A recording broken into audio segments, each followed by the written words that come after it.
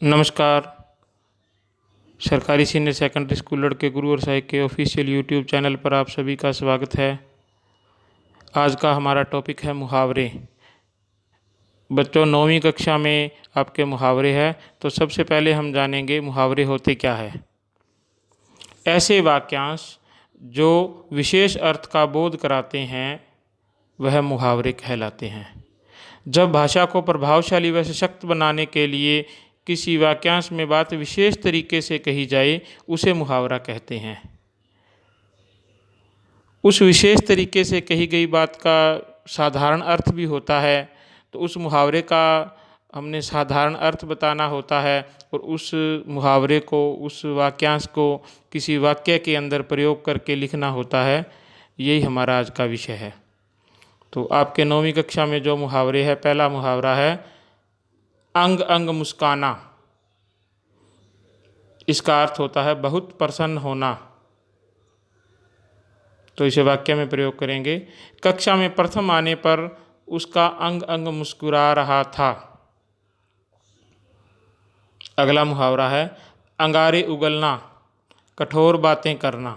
इसका अर्थ क्या होता है? कठोर बातें करना। वह तो अपने मुंह से हमेशा अंगारे उगलता रहता है। अगला मुहावरा है अंधे की लकड़ी। इसका अर्थ होता है एकमात्र सहारा। श्रवण अपने माता पिता के लिए अंधे की लकड़ी था। अगला मुहावरा है अकल चकराना। इसका अर्थ होता है कुछ भी समझ में न आना। इसे हम वाक्य में प्रयोग करेंगे। गणित का प्रश्न पत्र देखते ही सुमन की अकल चकरा गई। अगला मुहावरा है अकल के घोड़े दौड़ाना, तरह तरह के विचार करना। जरा अकल के घोड़े दौड़ाओ, तभी इस मुसीबत से पार हो सकते हो। अगला मुहावरा है अपने मुँह मियाँ मिट्ठू बनना। इसका अर्थ होता है अपनी प्रशंसा आप खुद करना। इसे हम वाक्य में प्रयोग करेंगे। तुम्हें अपने मुँह मियाँ मिट्ठू बनना शोभा नहीं देता, आंखें चुराना। इसका अर्थ होता है छिपना किसी से। जब से उसने मुझसे 5,000 रुपये उधार लिए हैं, वह मुझसे आंखें चुराता फिरता है। अगला मुहावरा है आंखों पर बिठाना, सम्मान करना। जब श्री रामचंद्र जी 14 सालों का वनवास काटकर अयोध्या वापस आए तो लोगों ने उन्हें आंखों पर बिठा लिया। अगला मुहावरा है आँख खुलना, होश आना। इसका अर्थ क्या होता है आँख खुलना का? होश आना। इसे हम वाक्य में प्रयोग करेंगे। जब धीरे धीरे रिश्तेदारों ने रमेश की सारी संपत्ति हथिया ली, तब कहीं जाकर उसकी आंखें खुली। अगला मुहावरा है आंसू पीकर रह जाना। इसका अर्थ होता है घोर मुसीबत पड़ने पर भी शांत रहना, और या इसे कह सकते हैं आंखों में आंसू न आने देना। भाई की घोर गरीबी को देखकर बहन आंसू पीकर रह गई। अगला मुहावरा है आग बबूला होना। इसका अर्थ होता है बहुत गुस्सा होना।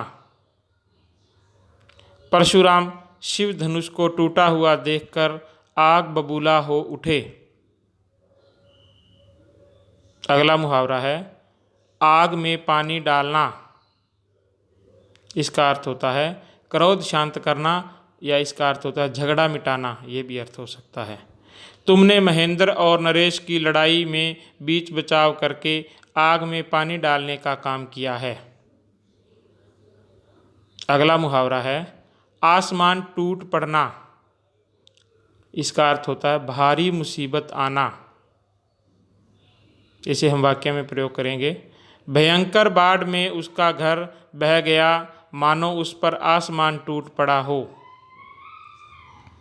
अगला मुहावरा है आसमान सिर पर उठाना। इसका अर्थ होता है शोर करना। अध्यापक जब कक्षा में नहीं थे तो बच्चों ने आसमान सिर पर उठा लिया। अगला मुहावरा है ईमान बेचना। इसका अर्थ होता है बेईमानी करना। हमें किसी भी कीमत पर अपना ईमान नहीं बेचना चाहिए। अगला मुहावरा है ईद का चांद होना। बहुत कम या बहुत समय के बाद दिखाई देना। अरे भाई, तुम तो ईद का चांद ही हो गए, कभी दिखाई ही नहीं देते। कलेजा ठंडा होना, संतोष हो जाना। कलेजा ठंडा होना का अर्थ क्या होता है? संतोष हो जाना। जब बेटे के हत्यारों को फांसी की सज़ा सुनाई गई तब माँ का कलेजा ठंडा हो गया। अगला मुहावरा है कलेजे पर सांप लौटना, ईर्ष्या से जलना। जब जगदीश सिंह 10वीं कक्षा में पूरे राज्य में प्रथम आया तो संदीप के कलेजे पर सांप लौटने लगा। अगला मुहावरा है कान का कच्चा, सुनते ही किसी बात पर विश्वास करना। अधिकारी को कान का कच्चा नहीं होना चाहिए। अगला मुहावरा है कान पर जूं तक न रेंगना। इसका अर्थ होता है कुछ असर न होना। मैंने अपने छोटे भाई को बहुत समझाया किंतु उसके कान पर जूं तक नहीं रेंगी। तो बच्चों, आज हमने 20 मुहावरे किए हैं। सभी बच्चे ये 20 मुहावरे पढ़ेंगे और अपनी कॉपी पर सुंदर लिखाई में लिखेंगे। इन मुहावरों को जब वाक्यों में प्रयोग करना होता है तो आप अपने हिसाब से भी इन्हें वाक्यों में प्रयोग कर सकते हैं, लेकिन मैंने आपकी सुविधा के लिए यहाँ से जो वाक्य लिखे थे वही आपको बोलकर सुनाए हैं और ये वाक्य सभी आसान भी है, तो आप यह भी लिख सकते हैं।